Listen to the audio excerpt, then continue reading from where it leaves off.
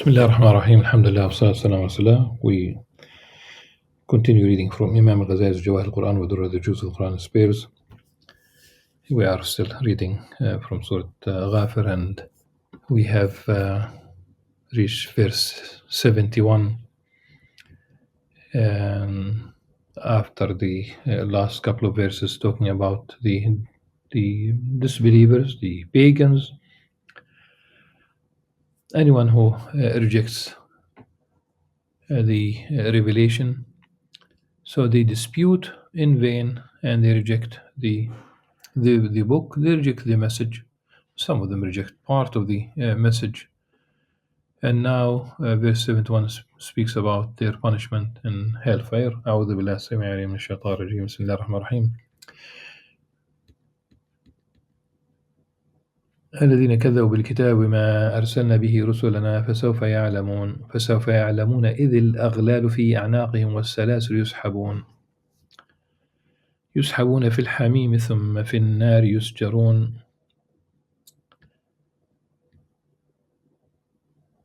When shackles will be around their necks and chains on their legs, they will be dragged.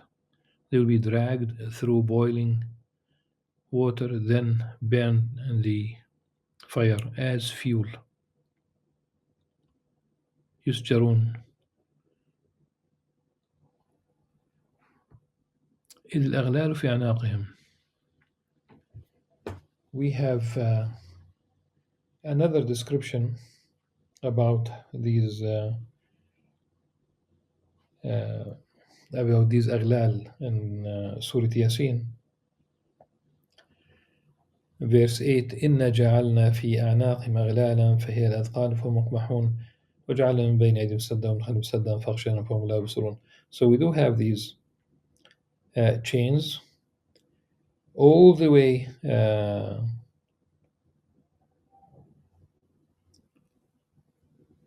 to their chins.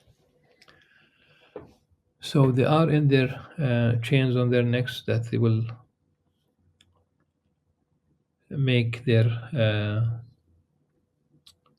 movement difficult. And the way it is described here, there is like a barrier right there up to their chest. جعلنا بين أيديهم سدا. So yes, they will have these chains. They will have their shackles. But from Surah Yasin, we'll get the images that they have really physical pressure. They are stuck between جعلنا بين أيديهم سدا ومن خلفهم سدا. So in front of them, but in front of them, not 30 feet or 30 meters or whatever far away, not 3 meters, not 3 inches even. It is right there up to their chest and from the back as part of the punishment. And they will be dragged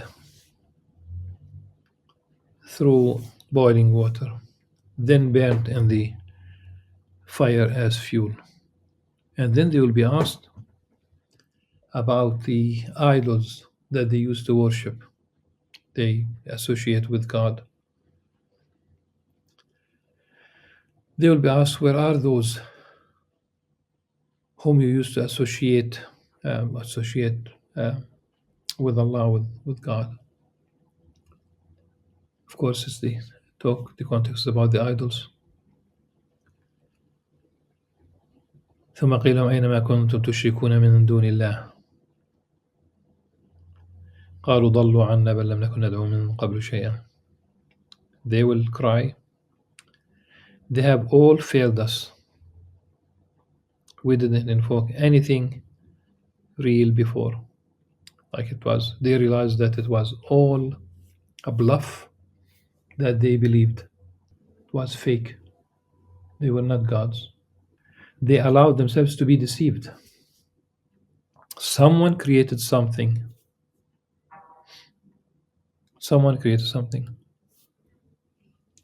Don't you have the brains, the intellect, the reason?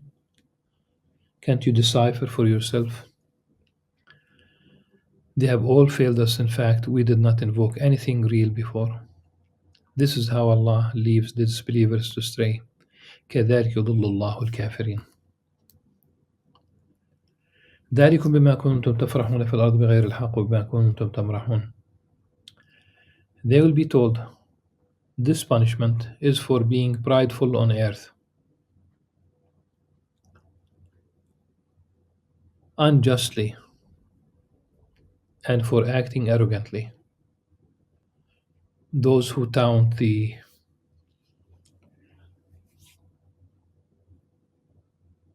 grave sin as a human right.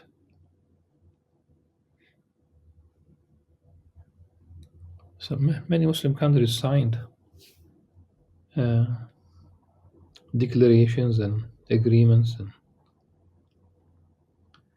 whereby they should allow freedoms. Of course, we can advocate freedom, but it's not the same. By freedom, it's the freedom to commit adultery, the freedom to use recreational drugs, as they call them, the freedom to and the legal framework, of course, for same-sex marriage. And I did watch a European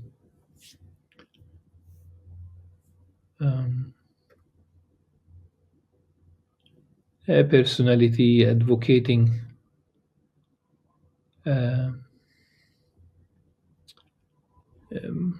punitive measures against the countries, like no aid to countries in the south that do not allow same-sex marriage. And in fact, being prideful about pride parades, acting arrogantly also entails coming up. They create their own gods, they create their own laws.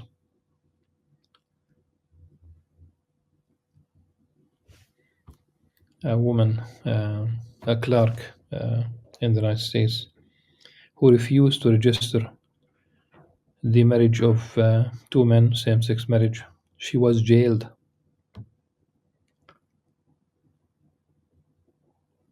She was jailed.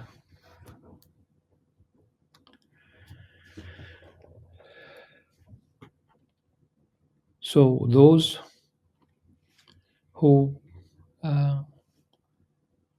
were prideful on earth, acting arrogantly, they will be told, enter the gates of hell to stay there forever.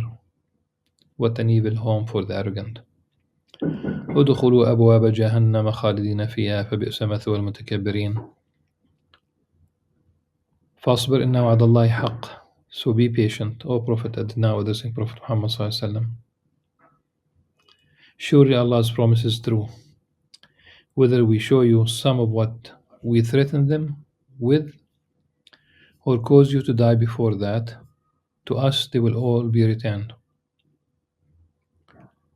All that you need is patience. Before that, it was patience with seeking forgiveness. فاصبر إن وعد الله حق فإما نرينك بعض الذي نعدهم أو نتوفينك فإلينا يرجعون. So be patient, O Prophet. Surely Allah's promise is true. Whether we show you some of what we threaten them with, or cause you to die before that, to us they will all be returned. ولقد أرسلنا رسلا من قبلك منهم من قصصنا عليك ومنهم من لم نقصص عليك. We already sent messengers before you. We have told you the stories of some of them, while others we have not. So in Islam, as part of our faith, we believe in the in Allah subhanahu wa ta'ala, we believe in God, the oneness of God, that He is that nothing is like unto Him, so we don't attribute physical attributes to Allah subhanahu wa ta'ala.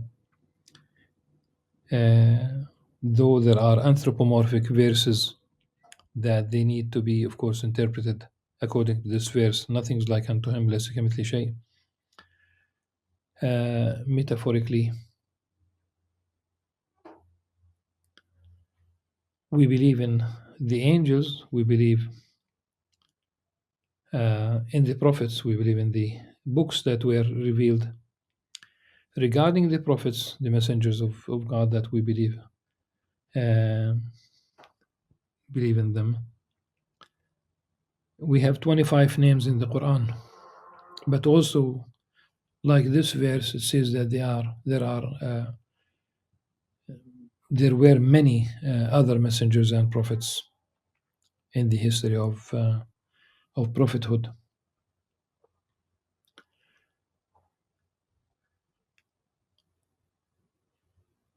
So some of their stories were narrated in the Quran, and some Allah subhanahu wa ta'ala did not narrate their stories.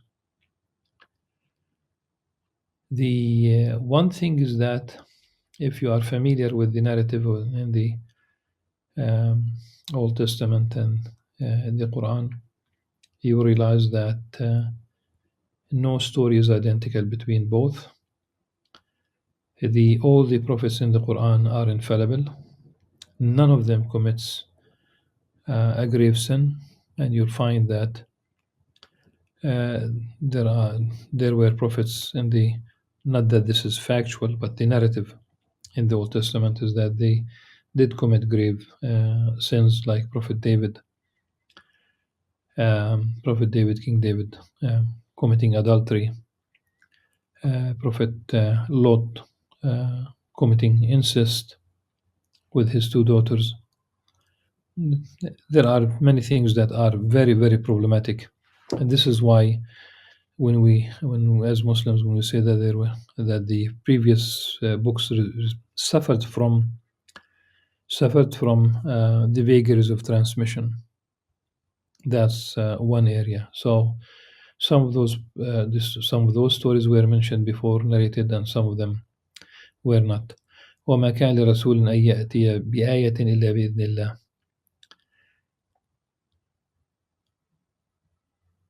It was not for any messenger to bring a sign without Allah's permission. فإذا جاء أمر الله قضي بالحق وخسر هنالك المبطلون. But when Allah's decree comes, judgment will be passed with fairness. And the people of falsehood will then be in total loss.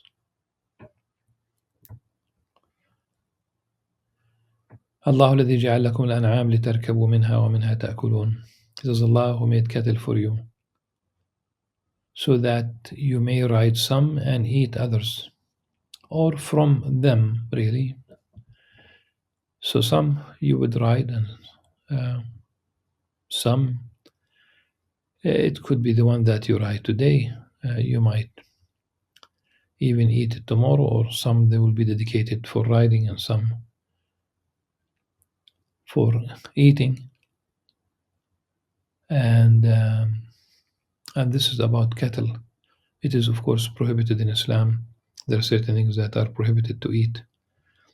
Not only pork is very famous. When we say pork, any part of the pig, any name, and be very cautious if you travel to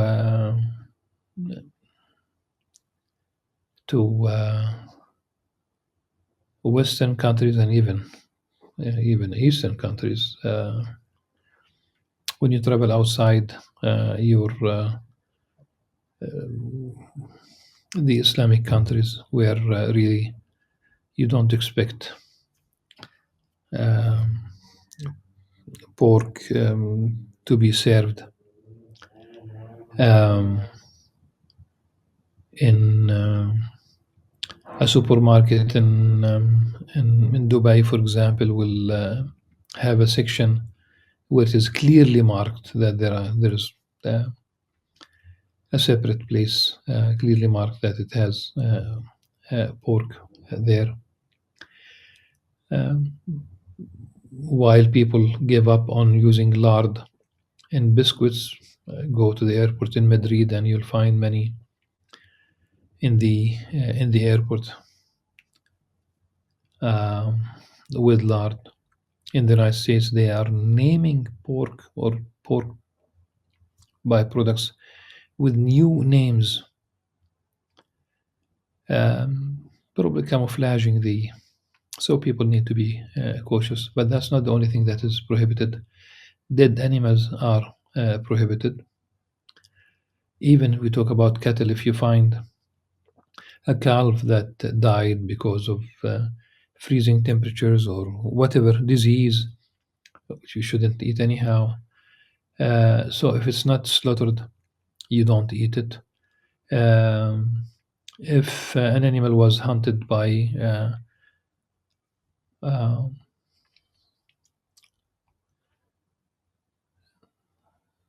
any animal that is originally lawful, like a gazelle, or you will, and then it was hunted and partly eaten by, let's say, a lion or a tiger or a cheetah. You cannot eat the rest of it. وما أكل السبع. So there are certain things that are prohibited. I'm not going to go in more details, but there are. Uh, unless you train a hawk or you train an animal to hunt for you, that's a different story. Still, there are rules to follow.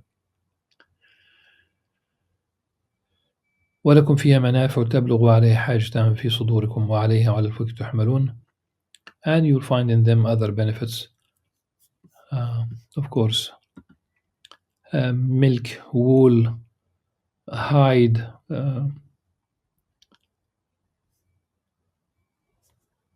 and by means of them you may reach destinations you desire, and you are carried upon some of them and upon ships.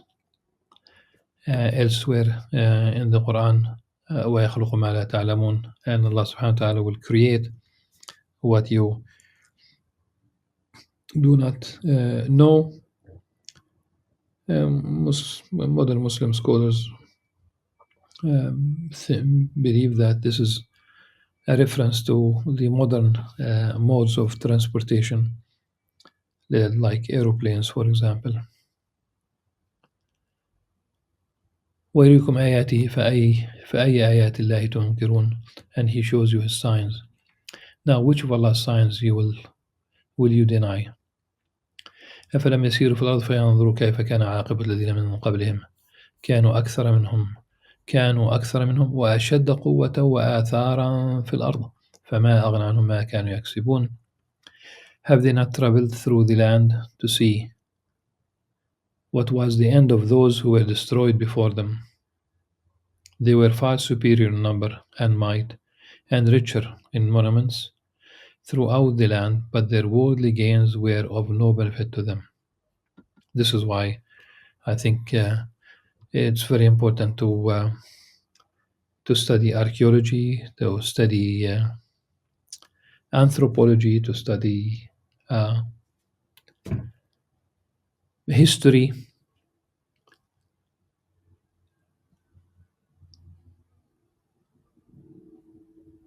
in order to understand what happened before, why great civilizations disappeared totally.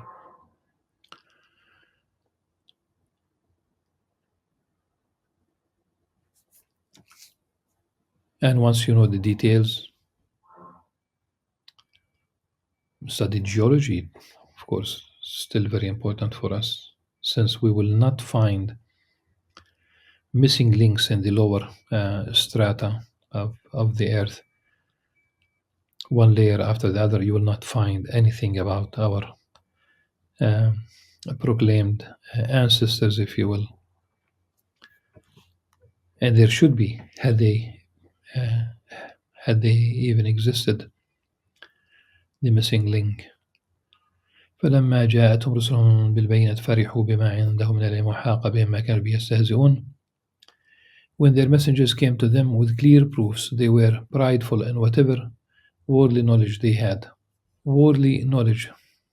وحاق بهم ما كانوا يستهزئون. They and were ultimately overwhelmed by what they used to ridicule. And that's basically divine knowledge brought to them by their messengers. Had they ridiculed the hellfire, they will be they'll be overwhelmed. It will surround them from every side. فلما رأوا بأسنا قالوا آمنا بالله وحده وكفرنا بما كنا به مشركين. When they saw our punishment, they cried, now we believe in Allah alone and reject what we had been associating with Him. It's too late. فلم يكن ينفعهم إيمانهم لما رأوا بأسنا. But their faith was of no benefit to them when they saw our torment. It's too late. سنة الله التي قد خلت في عباده وخسر هنالك الكافرون. This has always been Allah's way of dealing with His wicked servants. Then and there disbelievers were in total loss. The moment they see the punishment, like the Farah, seeing the water going back to its place, and when Prophet Moses, peace upon him, split the sea by leave of God with his staff, the Pharaoh at that moment stated that he believed in the God that the children of Israel worship, that they believe in. Too late.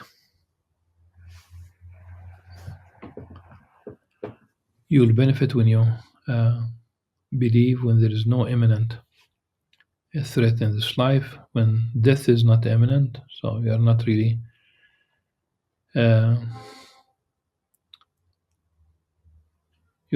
dying, and then you say, now I believe.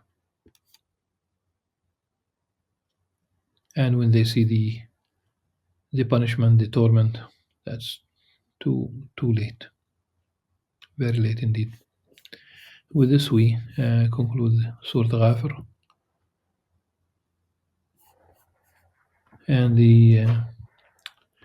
in the next session we'll start with Surah Fussilat, from which Imam Ghazali chose 4 verses as pairs in his juz and pairs of the Qur'an.